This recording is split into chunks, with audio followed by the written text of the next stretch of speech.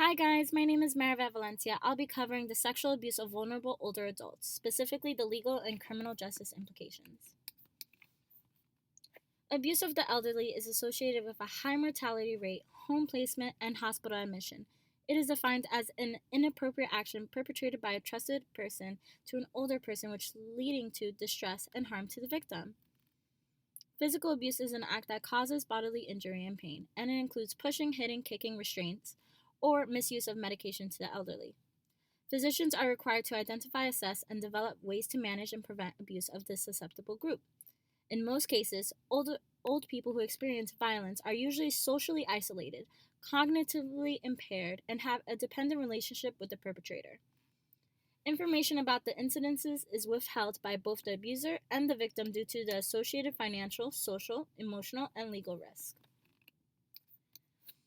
Elder self neglect has been ranked as the most common. Research conducted by the World Health Organization indicates that the prevalence of elder abuse ranged from 1% to 35%. In every 10 adults, one is experiencing abuse and repeated forms. Only a few people report abuse cases to the Adult Protective Services, also known as APS. A research conducted on 5,777 adults with a minimum age of 60 years indicated that 10 of the elderly people in the community encounter abuse. So, some risk factors that increase the potential for abuse among older people include individual status. So, this takes into consideration the mental and physical health of the victim, the gender of the victim, shared living, and relationship, which is the act of being a dependency on the victim by the perpetrator most financially increases the risk. Both men and women are considered to be at risk of being abused.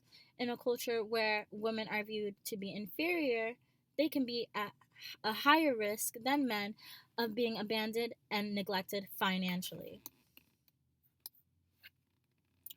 Vital federal policies for elder abuse include the Older American Act, also known as OAA, and the Elder Justice Act.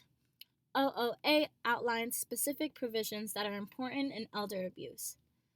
The law requires ACL, also known as the Administration for Community Living, to come up with ways that prevent abuse and offer services. Under Title II, the ACL is required to create a national center that contains information for elder abuse and at the same time offers training and assistance to other people. Elder Justice Act is part of the Affordable Health Care, ensuring that the federal systems address and attend to elder abuse. The Elder Justice Coordinating Council was formed with its main aim being to create reports based on the accomplishment and activities as well as the challenge encountered to the Congressional Committee. Many countries have not yet introduced specific legislation for dealing with elder abuse. In many instances, cases related to abuse of older people are solved in criminal laws or laws formulated for property rights, civil rights, mental health, and family violence. It is, however, not clear whether the implementation of the law will make a difference in the number of people reporting their cases. Implementation of the law will make a difference in the number of people reporting their cases. The issue of failing to report the incidents is because older people are usually not in a position to press charges on family members, since in most cases they are the perpetrators. The justice system considers older people to be unreliable witnesses, which discourage most from reporting. In the United States, these cases have been made mandatory, whereby the caregivers are required to report if they believe there is any form of abuse. It is the responsibility of the health practitioners and other social workers to report cases of abuse to initiate the required judicial process.